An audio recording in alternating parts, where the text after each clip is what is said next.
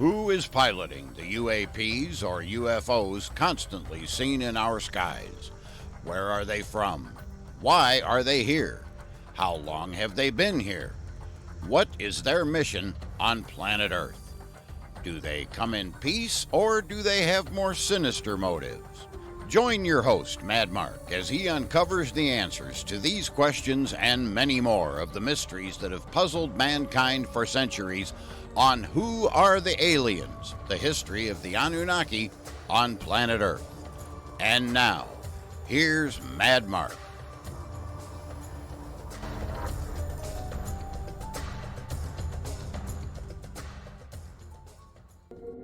Today's episode, Rebuilding After the Deluge. I like it. Me too. So do I. There you go, 3 against 1. Hello, everyone, and welcome to episode 9 of Who Are the Aliens? The history of the Anunnaki on planet Earth. I'm Mad Mark, and today we will conclude our studies of Zecharia Sitchin's first book, The 12th Planet, published by Stein and Day in 1976. Today we continue with chapter 15. But before I get into that, I just want to take a moment to clarify something about this show.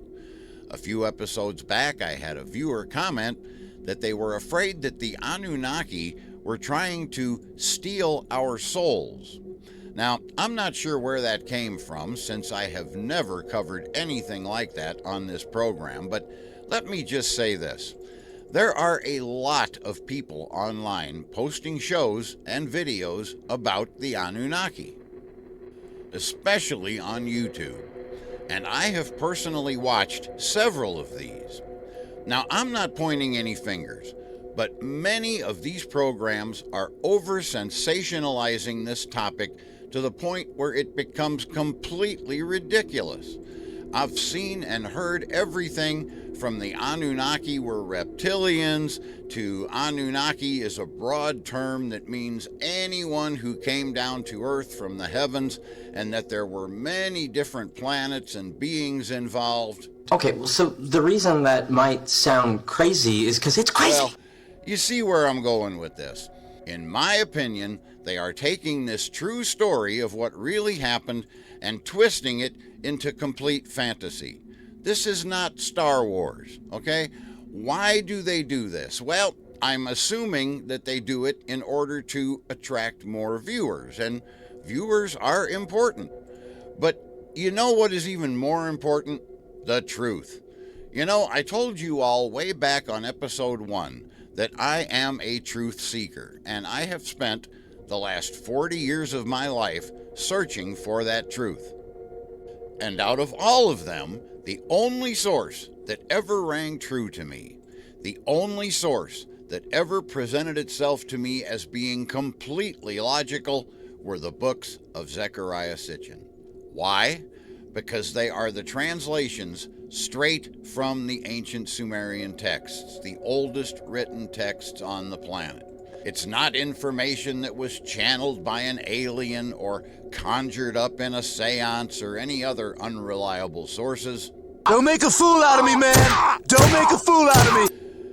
I am only interested in the facts, and obviously you are too, or you wouldn't be here. The ancient Sumerians wrote about these events because they were important to them. And with this show, I am attempting to bring this truth to all of you as both a teacher and a student, straight from Mr. Sitchin's work. And while I often will give my opinions on various topics or events, after all, this is my show, and as the host, that is another part of my job, but I will never sensationalize anything or turn this topic into a script from a sci-fi movie just to attract more viewers. If it's not the truth as written in the texts, then I won't be reporting on it. And if you don't believe what you hear on my programs, you always have the option of reading these translated texts for yourself. There are many websites online that provide these translations. However, the Anunnaki are not the only things that the ancient Sumerians wrote about. You'll find everything there from agricultural information to government information, recipes, and just about everything else that was a big part of the lives of these ancient people. So be prepared for a long read. I have chosen to let Mr. Sitchin sift through all of that for me. And so, with no further ado, let's continue with today's studies. When we left off on episode 8, we were discussing the recovery period for both the Anunnaki and the humans after the Great Flood. Everything had been destroyed, and it was imperative that some semblance of normalcy be restored as quickly as possible. And obviously, it was going to take quite some time before the waters receded completely, and neither the Anunnaki nor the humans had time to wait for that. No, if planting crops was going to be accomplished, it would have to be done in the mountains and the hills. Scholars agree that those are the areas in the Near East where agriculture first began.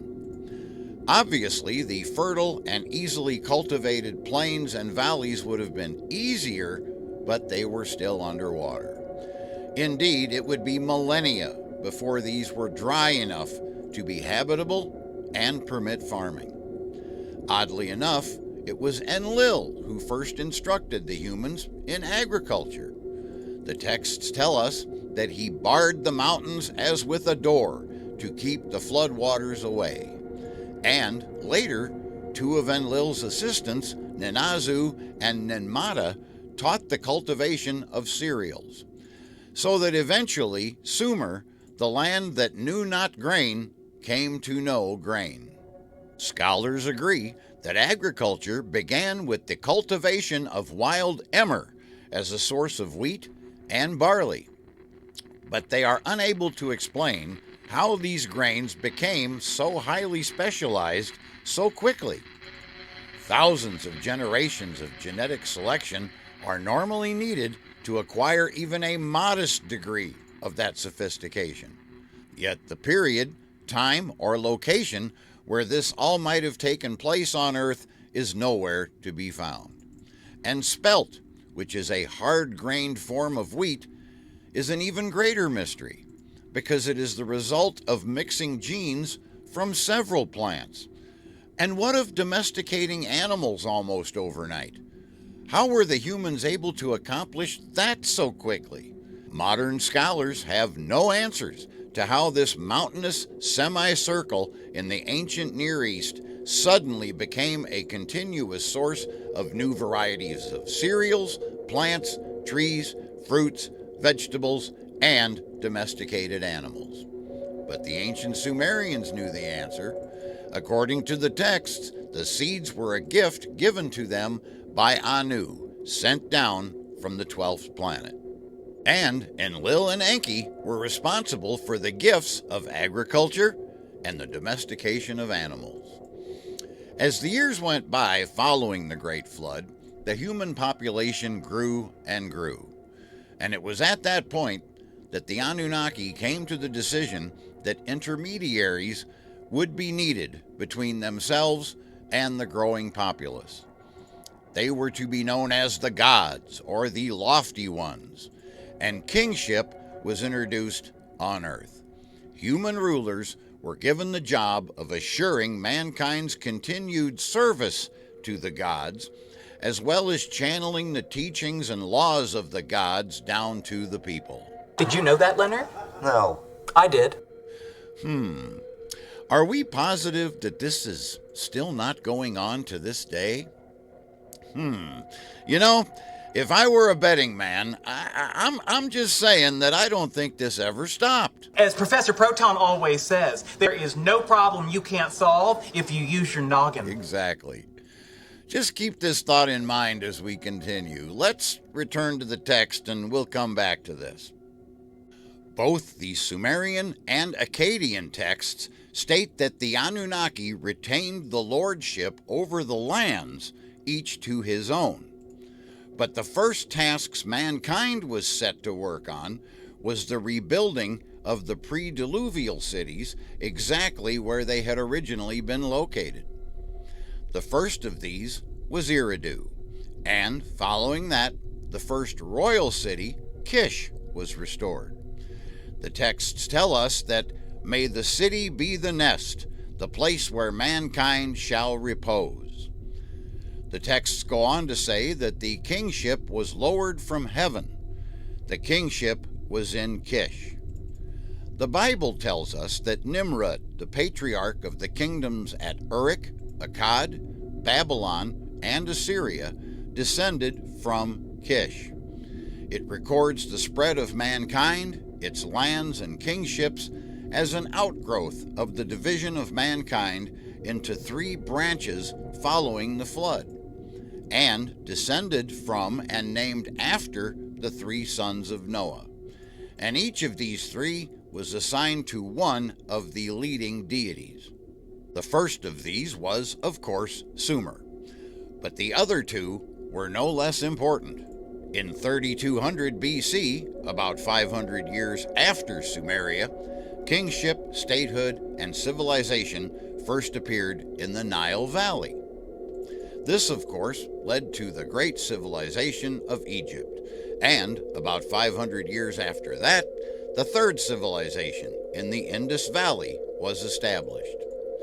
Ancient texts and archaeological evidence all attest to the fact that these three regions were heavily connected both culturally and economically. And, speaking of Egypt, one of the most popular and enigmatic monuments in the world, the pyramids, were designed and constructed by a pair of Anunnaki, Enki and his son Ningishita, also known as Jehudi, aka Thoth to the Egyptians, and aka Quetzalcoatl to the Aztecs. I'll dive further into all of that on later episodes.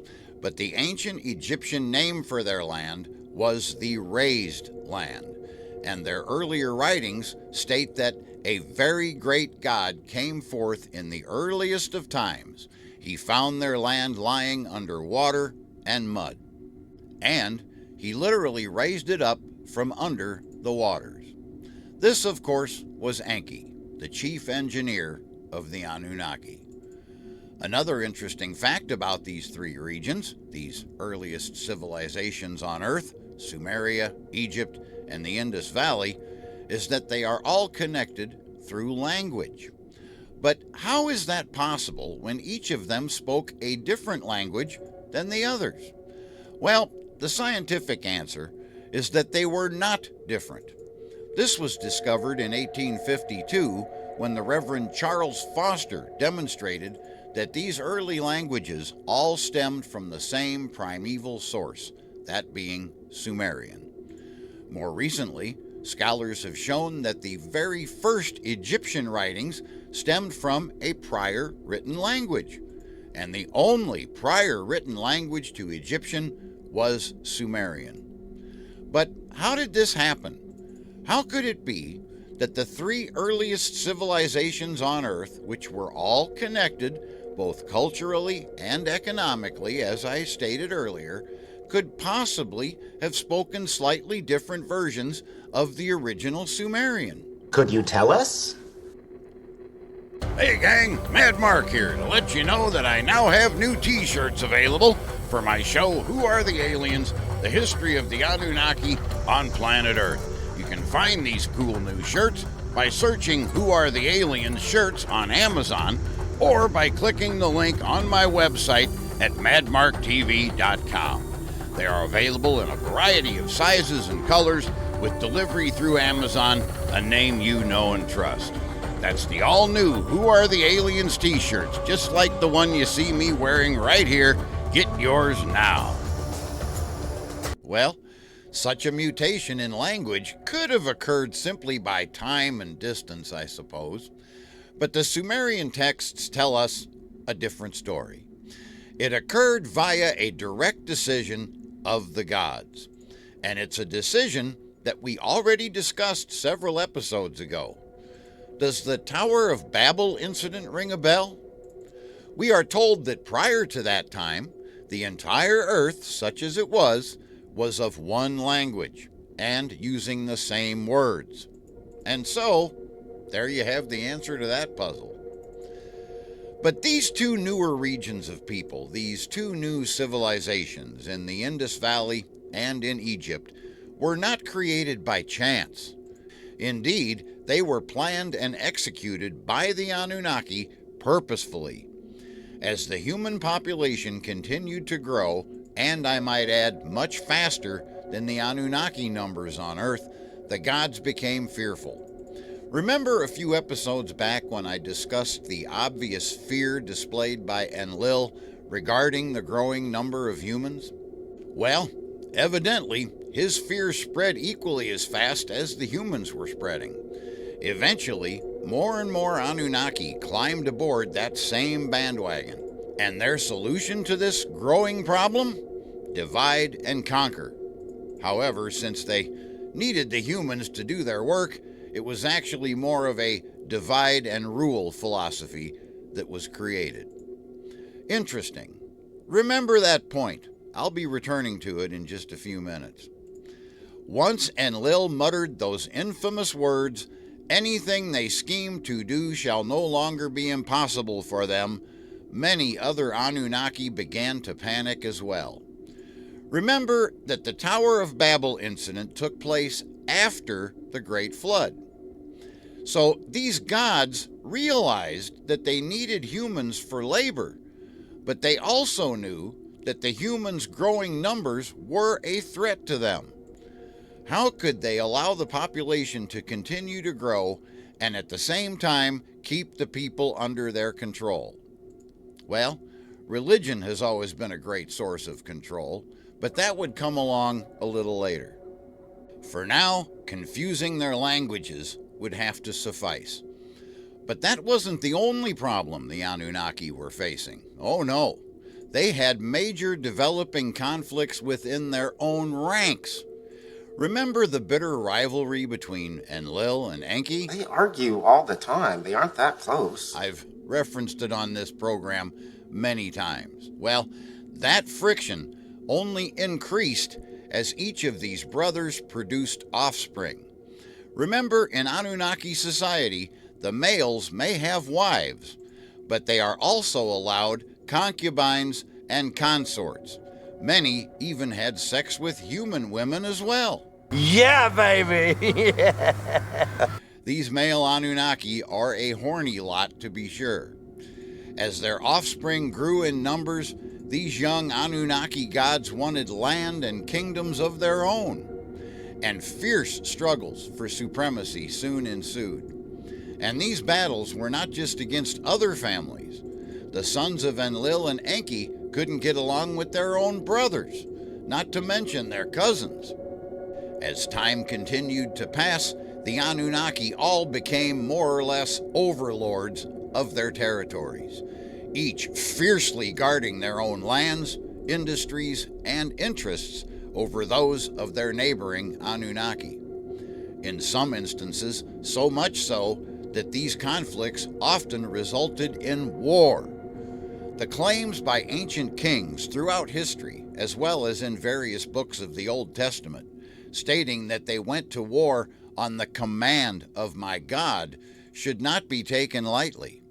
In fact, many historical documents throughout history make it clear that this was absolutely true.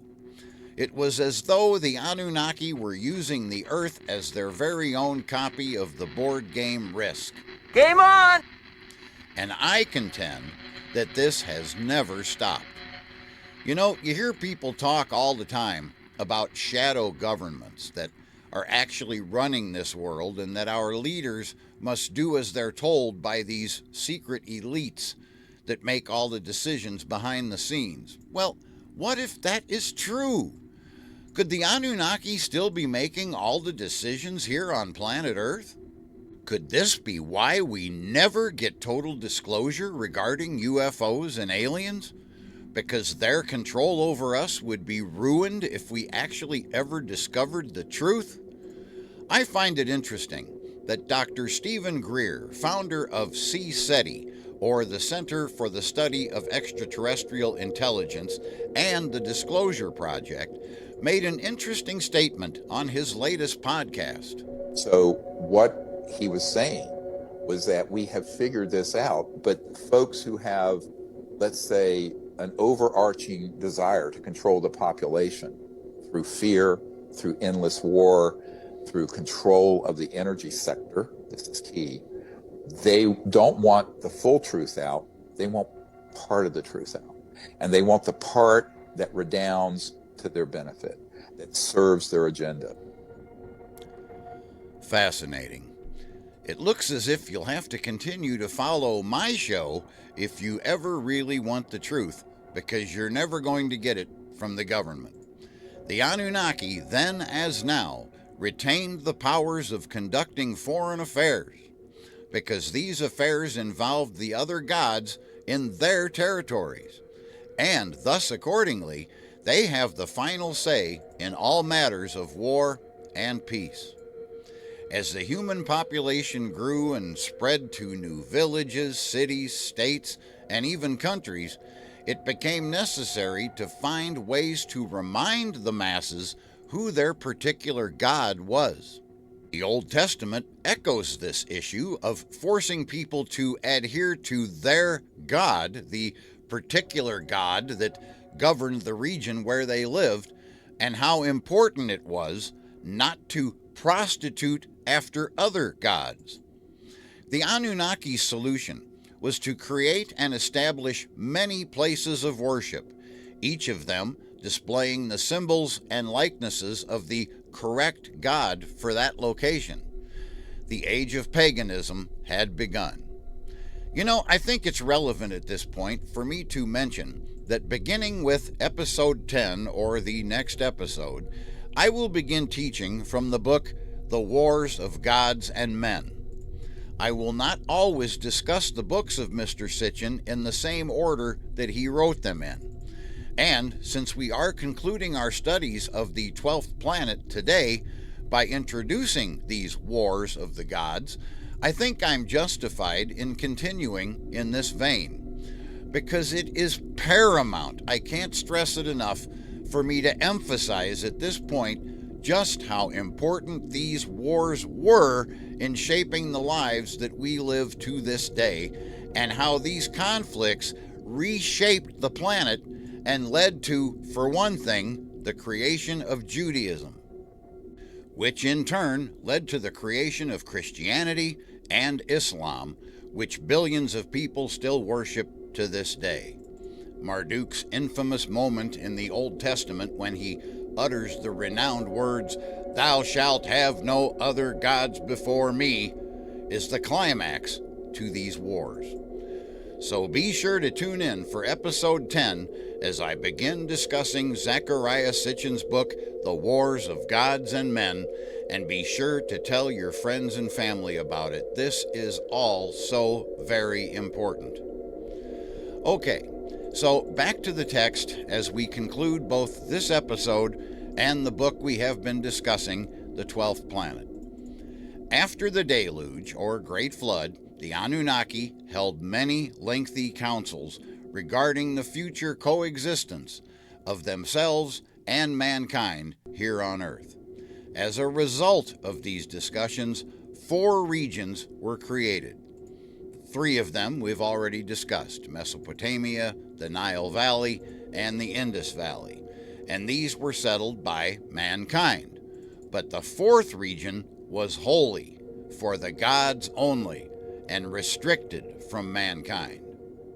It was an area which could only be accessed with prior authorization. Trespassing on this land could result in a quick death by awesome weapons wielded by fierce guards.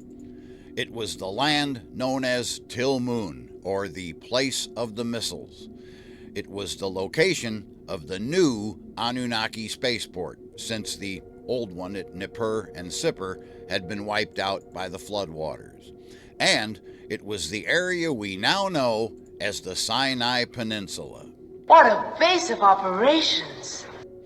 And once again, command over it was given to Shamash, the god of the fiery rockets. Ancient tales, and even recorded history, are filled with stories of the relentless efforts of men to reach this hallowed place, on the chance that they may be able to somehow access a rocket and soar into the heavens, where they could live in eternal bliss with their gods. Did you take a marijuana?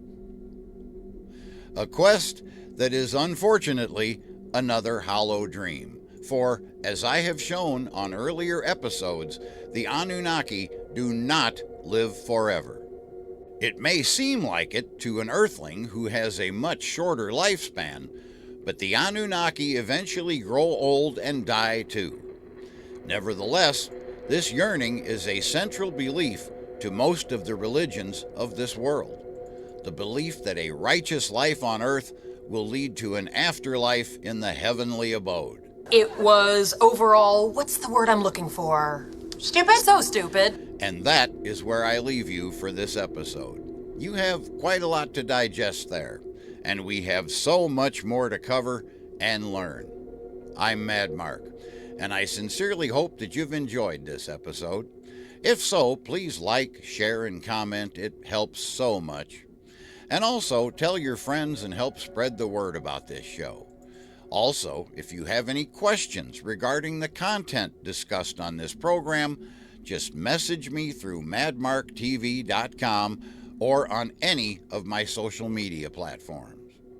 I also wish to remind everyone that listening to this podcast is no excuse to not read the book that we are discussing here, The 12th Planet by Zecharia Sitchin. It is an amazing work, and I am leaving out much information in order to keep this podcast flowing properly. So do yourselves a favor and read that book. On the next episode, we will begin studying another of Zecharia Sitchin's classic works, The Wars of Gods and Men. Who Are the Aliens? The History of the Anunnaki on Planet Earth is written and produced by me, Mad Mark. All media used in this episode is done so under the protection of fair use. Today we have taken another step in our ongoing journey to find the truth. I promise you that things will get more and more interesting the further we delve into this topic of who are the aliens, the history of the Anunnaki on planet Earth.